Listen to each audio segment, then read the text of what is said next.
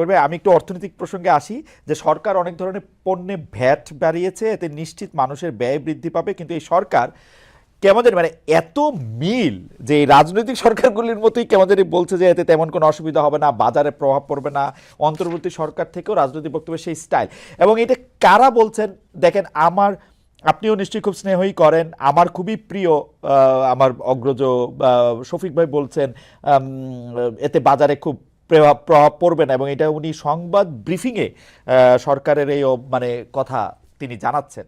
আমাদের খাদ্য উপদেষ্টা আলিমা মজুমদার ক্যাবিনেট সেক্রেটারি ছিলেন, এত আমাদের অনুষ্ঠানেও এসেছিলেন, তিনিও বলছেন যে এতে তেমন কোনো অসুবিধা হবে না। এটা কিরকম করবে আমি তো আসলে বুঝি না, আসলেই কি অসুবিধা হবে না? মানে মানে মানে উনাদের এটা তো একটা আর ঠিক মিথ্যা বলছেন এরকম মনে হয় না, মানে কি করব, মানে কি বুঝবো না, আসলে? এটা দুই ভাবে বুঝবার আছে। জি। এক নম্বর হচ্ছে ক্ষমতা খুব খারাপ জিনিস, এটা একটা ইভিল নেসেসিটি। হুম, একটা আধুনিক রাষ্ট্র ব্যবস্থায় রাষ্ট্র নিজে একটা ক্ষমতার উৎস। হুম, হ্যাঁ, ওইখানে কাছাকাছি যে যায় তাদের দৃষ্টি অস্বচ্ছ হতে থাকে। এটা ক্ষমতার একটা হুম, অন্তর্গত লক্ষণ।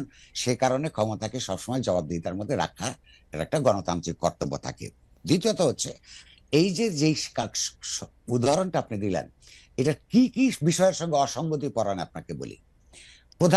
প্রথমত হচ্ছে বৈষম্য বিরোধী ছাত্র আন্দোলনের নেতৃত্বে যে এত বড় অভূতপূর্ব একটা অনিন্দ সুন্দর ছাত্র গণঅভ্যুত্থান ঘটে হুম, গেল, হুম, তার যদি স্পিরিট হয়ে থাকে সমতা ভিত্তিক বৈষম্যহীন সমাজ ব্যবস্থা প্রতিষ্ঠা করার, তার সঙ্গে শতকরা 100 ভাগ আপনার আহ, বিপরীত একটা সিদ্ধান্ত। ভ্যাট বসানো মানেই এটা ইনডাইরেক্ট ট্যাক্স, অর্থাৎ ওই যেই ভিখিরি হুম, রোদের মধ্যে রোদে পুড়ে হুম, হুম, বৃষ্টিতে ভিজে ভিক্ষা করে, হুম, তাকে এটা দিতে হবে। হুম, আমরা বুঝি যে সরকার একটা অর্থ সংকটের মধ্যে পড়েছেন, হুম, অর্থাৎ ব্যাংকগুলিকে খালি করে গেছে আওয়ামী লীগ সরকার। হুম। 2,00,000 কোটি টাকা পাচার পাচার করে হয়ে দিয়েছে। গেছে। হুম, এই সমস্যাগুলি আমরা বুঝি, কিন্তু সমস্যার সমাধানের পথ হিসেবে হুম, তিনি তারা দেশের গরিব মানুষকে হুম, আপনার টার্গেট করেছেন। হুম, এইটা স্পিরিটের বিরোধী। তারা অর্থনীতিবিদ হিসেবে জানেন না এটার বিকল্প কি কি আছে। হুম, তারা বিত্তবানদের উপর ট্যাক্স বাড়িয়ে দিন।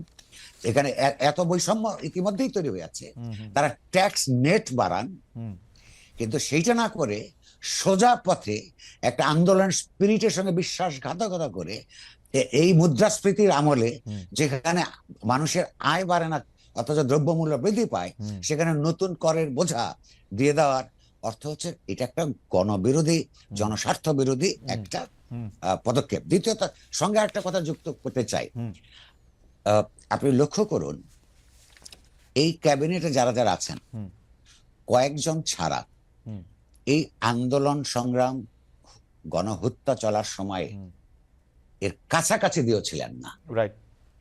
দূরবর্তী ছিলেন। হুম, অনেকে আছেন ওই মৃত্যু ভয়ে, যেহেতু এরকম ঘটনা ঘটেছে, হুম, হুম, যে ছাদের উপরে বারান্দায় পর্যন্ত যান নাই। হুম, ফলে তারা এই স্পিরিটটা হৃদয় এবং মগজ দিয়ে এটা উপলব্ধি করতে পারেন নাই বলে আমার মনে হচ্ছে। হুম, হুম, দ্বিতীয়ত হচ্ছে যে তাদের আরেকটা সুবিধা আছে, হুম, তাদের তো আর রাজনৈতিক দলগুলোর মতন করে সামনে সেটা যবেই হোক হুম, নির্বাচন মোকাবেলা করতে হবে না। হুম, ফলে এইখানেও তারা তো তেমন কোনো অসুবিধা দেখেন ও, না। হুম, আমি রাইট। বলবো আমি বলবো যে এই সিদ্ধান্ত পুনর্বিবেচনা করা হোক, এবং কর আদায়ের বিত্তবানদের কাছ থেকে বৃহত্তর পরিসরে কর আদায়ের ব্যবস্থা করা হোক, ট্যাক্স নেট বৃদ্ধি করা হোক, কিন্তু এই গণবিরোধী সিদ্ধান্ত প্রত্যাহার করা হোক। আমরা একটু সাংবাদিকতার প্রশ্নে একটু আসবো, দুই দুই একটা। তা এর মধ্যে জনাব মতিউর রহমান চৌধুরী মানবজমিনের সম্পাদক, তার উপস্থাপিত অনুষ্ঠানেও আপনি গত দুই এক সপ্তাহের মধ্যেও আপনি গিয়েছেন, তার সাথে আপনি কথা বলেছেন, সেগুলো আমরা দেখেছি। কিন্তু আমরা আসলে জনাব মতিউর রহমান চৌধুরীর একটা বক্তব্য, মানে আমি যেটা দেখেছি সেটা আমি একটু কোট করতে চাই, যে তিনি বলছেন যে এই উপদেষ্টাদের মধ্যে কি সবাই ভালো মানুষ? সবাই তো নিশ্চয়ই ভালো মানুষ না, কিন্তু তাদের বিরুদ্ধে কোনো একটা স্টোরি আমরা পত্রপত্রিকায় দেখি না কেন, আমরা আসলে কোথায় এটার মধ্যে ভয় পাচ্ছি। এবং পাশাপাশি তিনি এইটাও বলছেন যে আগে প্রশ্ন করার কারণে মানে মানে আসলে তার কথা এটা এরকম সরাসরি কোট না করে আমরা বলতেছি যে আমরা আসলে সাংবাদিকদের মধ্যে এটা দেখছি যে আগে যে কোনো প্রশ্ন করার কারণে জামাত শিবির ট্যাগ পাইতে হয়েছে। আমি আমার কথাই কইতে পারি যে আওয়ামী লীগ সরকার, আমি যে জামাত শিবিরের লোক এবং জনাব তারেক রহমান যে আমাকে টাকা দিয়ে ডয়েচে ভেলেতে রেখেছেন, এটি তারা বিভিন্নভাবে প্রমাণ করেছেন। এখনো প্রশ্ন করলেও এখন আওয়ামী লীগের বা ফেসিবাদের ট্যাগ, দোসর, এগুলি ট্যাগ দেওয়া হয়। আপনি এটাকে কেমন? আমি খুবই ইন্টারেস্টিং, আপনি একটা মানে আমার স্ত্রীও বলতেছিলেন যে এটা একটা খুবই অবাক ব্যাপার যে কবির ভাইকেও এটা বলা হইতেছে যে আপনি জামায়াতে ইসলামীর আমিরের একটা মন্তব্যের ব্যাপারে আপনি এটাকে বেয়াদবি বলেছিলেন যে আর্মি এবং আমাদের ওরাই খালি দেশপ্রেমিক। তো এইটাকে কিভাবে দেখেন, মানে একটা ক্যান্সেল, একটা ট্যাগিং, মানে হাউ ইজ দ্যাট? এটা হচ্ছে কি, এইটা নির্ভর করে একটা সমাজ কি ধরনের সংস্কৃতির মধ্য দিয়ে যায়, বিকশিত হয় তার উপর। বাংলাদেশে কখনই একটা গণতান্ত্রিক সমাজের দিকে এগোতে পারে নাই। বাংলাদেশ একই সঙ্গে আপনি লক্ষ্য করুন, আহ, এমনকি দক্ষিণ এশিয়ার অপরাপর রাজধানী শহরগুলির সঙ্গে যদি তুলনা করেন, বাংলাদেশের রাজধানী শহরে আপনি কি বাসের মধ্যে বই পড়তে দেখেন, ট্রেনের মধ্যে বই পড়তে দেখেন? দক্ষিণ এশিয়ার বহু জায়গায় এই চর্চাটা শুরু হয়েছে, অন্যান্য জায়গায় তো আছেই। এইখানে একটা নন রিডিং সোসাইটি, এবং নন রিডিং থাকলে নন থিঙ্কিং সোসাইটি হয়। ফলে ধরেন আপনি গত একজনকে যে একটা ট্যাগিং করে দিলেন, সমাজ যদি আপনার সম্পর্কে, আপনি যদি পাবলিক লাইফে থাকেন, যদি সজাগ থাকতো, তাহলে আপনার গত 20 বছর বা 30 বছর কি করেছেন আপনার লেখা পড়ে, আপনার কথা শুনে বুঝতো। এইখানে সেই সংস্কৃতিটা তৈরি হয় নাই। হচ্ছে আওয়ামী লীগের সমর্থন না করলে সে বিএনপি বা জামাত, জামাতের সমর্থন না করলে সে বাকশালী। এইরকম একটা রাজনৈতিক সংস্কৃতির মধ্য দিয়ে যখন একটা সমাজ সামনে যাবার চেষ্টা করে, তখন এগুলি হবে। সেখানে যারা সত্যিকার অর্থে সমাজের ইতিবাচক পরিবর্তনের, রাষ্ট্রের গণতন্ত্রায়নের জন্য কাজ করবে, তাদেরকে একটু বেহায়ার মতন এসব গালিগালাজ শুনেই নিজেদের কাজটা করতে হবে। তবে একটা কথা মনে রাখেন, যখনই আপনাকে কেউ গালি দিবে না, তখন আপনাকে মনে রাখতে হবে আপনি কোনো কার্যকর কোনো কাজ করছেন না। আচ্ছা করবে একটু সমাজে শত্রুমিত্র, আমি লাস্ট কথাটা বলতে জি চাই, জি সমাজের মধ্যে গণতান্ত্রিক শক্তি এবং অগণতান্ত্রিক শক্তি থাকবে। সমাজের মধ্যে শাসক, শাসিত, শোষক, নিপীড়িত মানুষ থাকবে।